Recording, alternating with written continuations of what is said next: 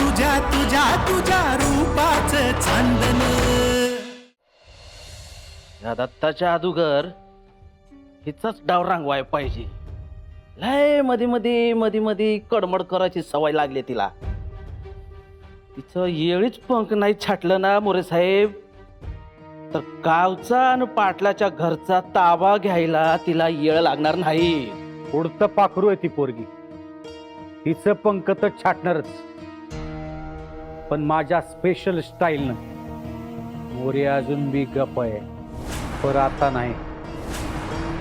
आता डाव रंगवायचा असेल तर माझा तुरुपचा एका काढावाच लागेल. अहो मग मोरे साहेब काढा की लवकर, नाहीतर आपला डाव येईपर्यंत समजा त्या नक्षत्राच्या हाती जाईल. तसा बी तो दत्ता हॉस्पिटलात पडला ईशामुळं.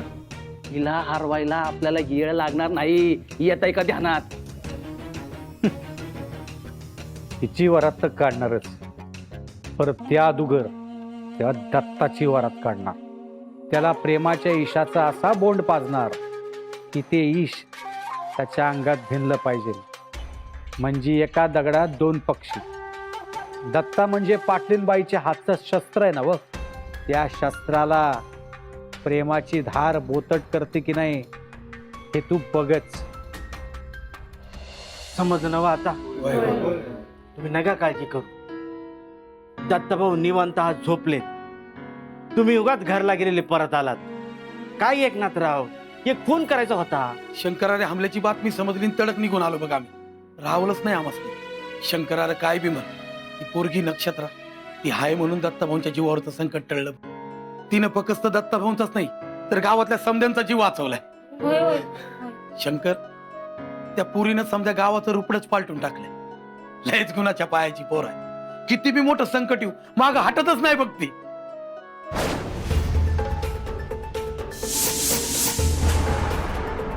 माग तर हटावंच लागत. एकदा का त्या पाटीलबाईचं पाय लटपुटू लागलं की तुला तुझा मार्ग मोकळा आणि मला माझा. तू त्या दत्ताची शिकार कर, अनम्या नक्षत्राची. असं हाल करतो पोरीचं की कुत्र बी खाणार नाही. या पोरीला असा त्रास देणार आहे की यापुढं या यमयमच्या भावनांशी खेळताना कुणी बी पोरगी 10 वेळा विचार करत. मोरे साहेबांचं गणित जरा वेगळंच दिसतंय. म्हणजे दत्ताला सोडून नक्षत्राच्या माग का लागले ती?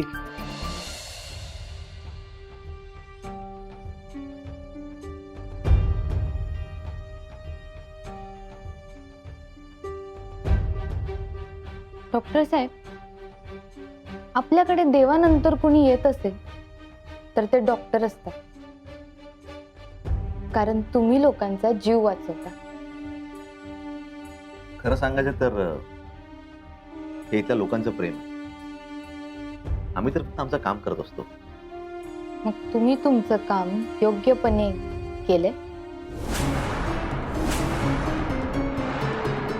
आपण लोकांना फसवू शकतो, पण स्वतःच्या मनाला नाही फसवू शकत. अहो, तुम्ही काय बोलताय? मला कळत नाही. भवानी तुम्हाला भेटला होता ना? काय बोलणं झालं तुमच्यात आणि त्याच्यात? भवानी आणि माझ्यामध्ये नाही, काय बोलणं नाही झालं. तुम्हाला काहीतरी गैरसमज होतोय. मग काल रात्री तो तुमच्या केबिन मध्ये काय करत होता? अजून बी लक्षात आलं नसेल तर उलगडून सांगते. या जागेत तुमच्या हॉस्पिटलमध्ये दत्ता साहेबांवर 2 वेळा जीवघेणा हल्ला झालाय. 2 वेळा? एक आत्ताचा, जो आत्ता दत्ता साहेबांवर हल्ला झाला तो हाणून पाडला ती वेगळी गोष्ट आहे.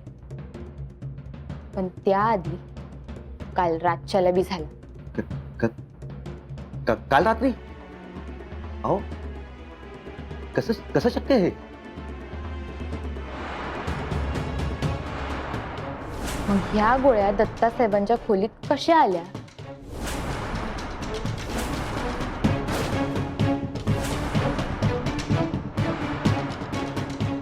तुम्हाला तर नक्की माहित असेल ह्या गोळ्या कशासाठी आणि का वापरतात ते. ह्या गोळ्या दत्ता साहेबांना द्यायच्या होत्या, पण जर ह्या दिल्या असत्या तर दत्ता साहेबांचं मेलेलं शरीर भेटलं असतं. काल रातच्याला गोळ्यांची अदलाबदल केलीत ना डॉक्टर?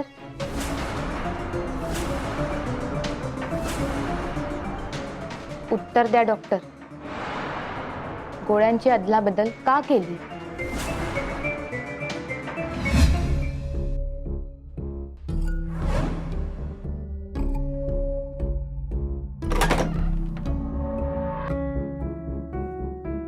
आता कोण आलं असेल? ह्या गोळ्या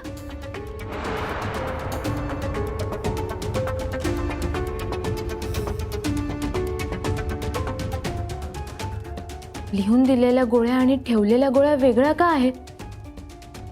काय कारण असेल हे असं गोळ्या बदलायचं? हे हे दत्ता साहेबांसाठी तर. बोला डॉक्टर, का बदलल्या गोळ्या? म्हणजे त्या गोळ्या ज्या होत्या आधीच्या त्या बरोबर होत्या. मग ठेवताना वेगळ्या का ठेवल्या गेल्या? अहो, तुम्हाला लोकांचा जीव वाचवाय पाचारण केले, पण तुम्ही इथे हे. काल रात्री तुम्ही आणि भवानी काहीतरी बोलत होते, नीट नीट ध्यानात नाही आलं, पण काहीतरी खुसूर चालली ती. काय बोलणं चालू होतं तुमच्यात आणि भवानीमध्ये? आता लपवून काही भेटणार नाहीये डॉक्टर, उत्तर द्या. गोळ्या का बदलल्या? का दत्ता साहेबांचा जीव घ्यायचा प्रयत्न केलात? कारण हे सगळं मला भवानीने करायला सांगितलं होतं. म्हणजे भवानी आणि तुम्ही? नाही, ह्याच्यामध्ये माझा काही हात नाहीये. माझा फक्त नाईलाज होता म्हणून मी हे सगळं केलं. डॉक्टर, तुम्ही डॉक्टरकीच्या पदव्या घेता, लोकांवर निरपेक्षपणे उपचार करायचे अशी शपथ घेता, आणि वेळ आली तर हे का? डॉक्टर, का केलं तसं? भवानीने मला धमकी दिली होती. मला भवानी सांगितलं की तू हे नाही केलंस तर तुझ्या बायकोचा आणि तुझ्या मुलीचा जीव गमवावा लागेल. काल रात्री भवानी माझ्याकडे आलाय खरंय, पण त्याने आल्यावरती मला हे सांगितलं की दत्ता भाऊंना अशा गोळ्या दे की तिथे परत कधी शुद्धीवरती आलेच नाही पाहिजे. आणि मी विरोध पण केला, पण त्याने मला माझी बायको आणि माझी मुलगी लहान आहे हो, दोघींना जीव मारण्याची धमकी दिली तेव्हा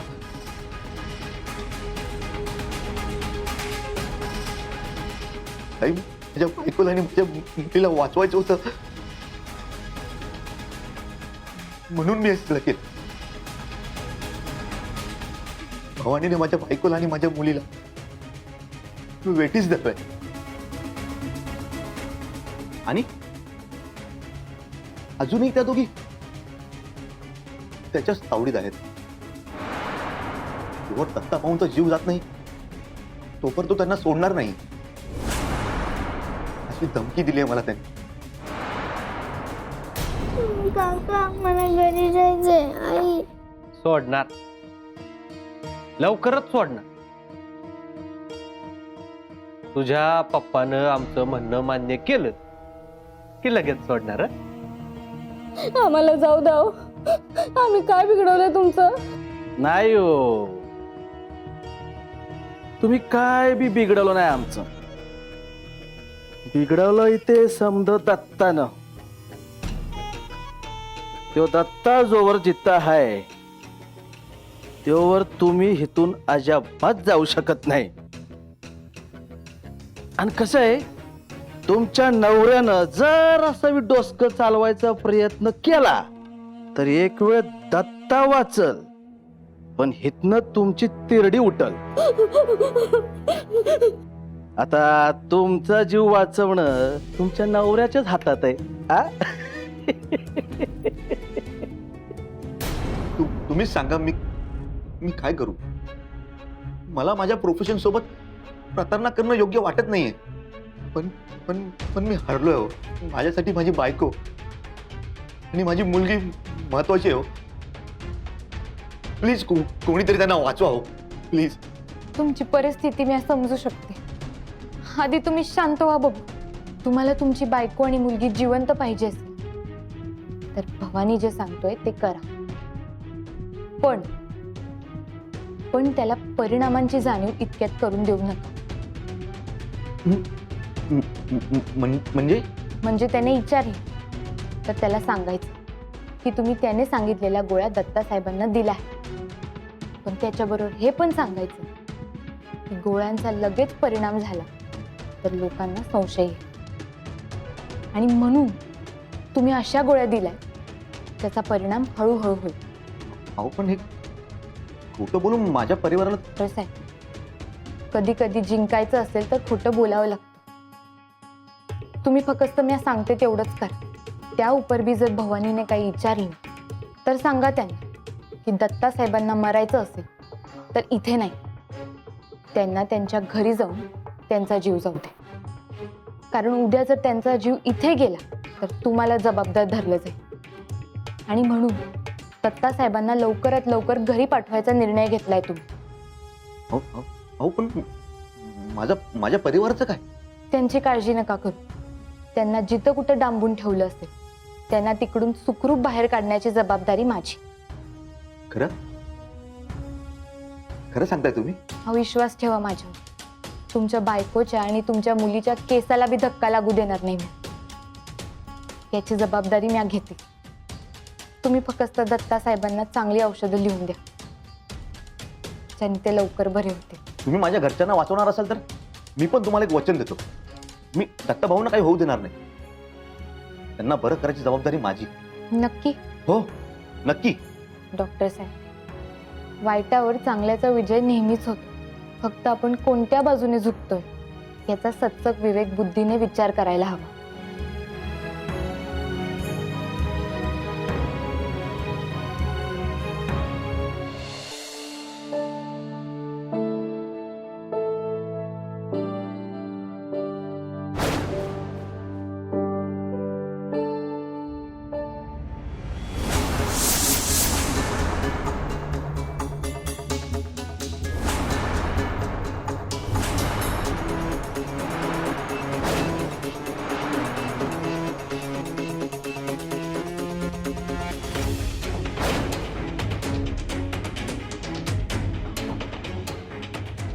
नक्षत्रा इकडे ये. दत्तगुरु, हे सगळं काय चाललंय? अक्षासोबत आईसाहेब. अगं ये की इकडं. हा.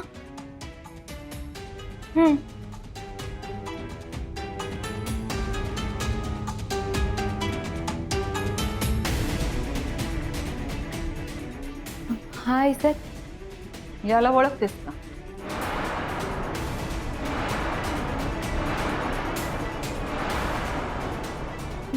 नाही. तू कसं ओळखणार म्हणा. अक्षय नाव आहे याचं. अनाथ आहे बिचारा. दत्ताच्या नावानं ज्या शाळेत फंड पुरवलं जातो ना, त्यात शिक्षण घेतो. दत्ताला देव मानतोय, त्यालाच बघायला आलाय. तू जरा ह्याच्या संग थांब. दत्ता जागा आहे का आम्ही बघून येतो.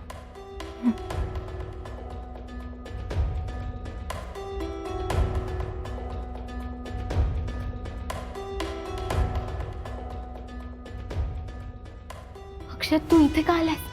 इथे कोणाला काही माहित नाहीये.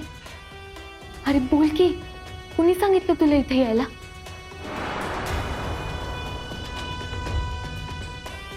अरे बोल ना अक्षय. त्या लोकांना कळलं तर गडबड होईल. तुला इथला पत्ता कोणी दिला?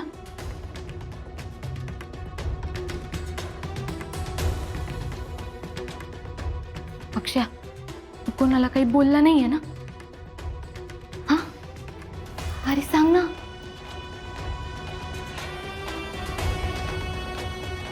किती करशीला माझ्यावर माया, आला आला रे माझा भाऊराया. किती करशीला माझ्यावर माया, आला आला रे माझा भाऊराया, आला आला रे माझा भाऊराया. आहे की नाही बडा धमाका? भारी कॉम्बिनेशन झालंय राव. हा अनाथ पोरगा अक्षय आणि ज्योतीची आई भारती. आता कोणाला नातेवाईक म्हणून सांगशील? हा, मोरे साहेब, अहो, का असं करताय आमच्यासोबत?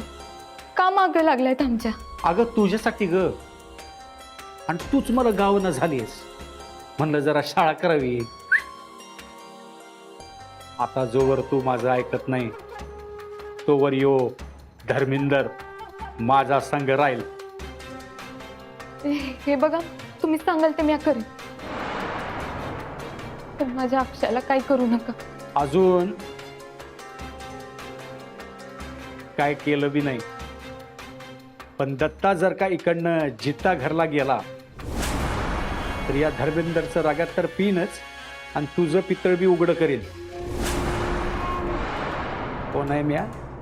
यम यम यम यम म्हणतात मला. बोलून बी धावतो आणि करून बी धावतो.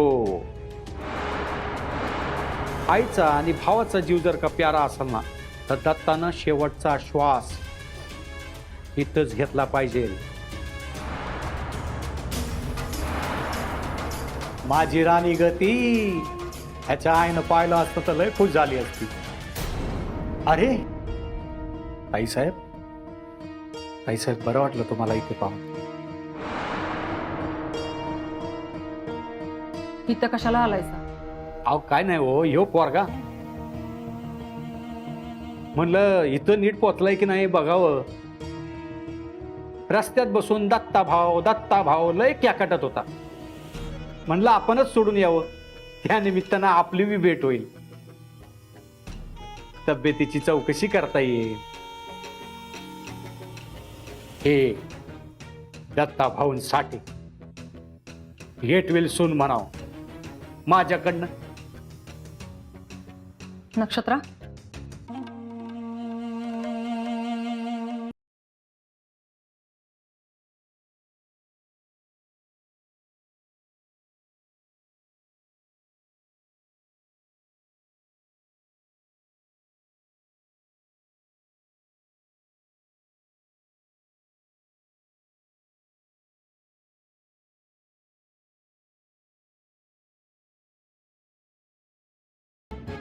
नाजूक आहे फुल, जरा जपून. ताईसाहेब, दत्ता भाऊ आराम करत असतील ना? माझा निरोप तेवढा पोचता करा. म्हणावं गेट विल सून. त्यांना बरं वाटलं की पुन्हा येईनच. हा, राम राम.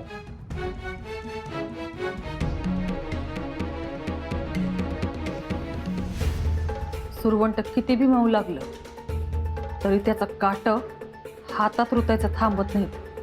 आई साहेब, ह्याला घेऊन जात आहे ना दत्ता साहेबांकडे? अगं झोपलाय त्यो.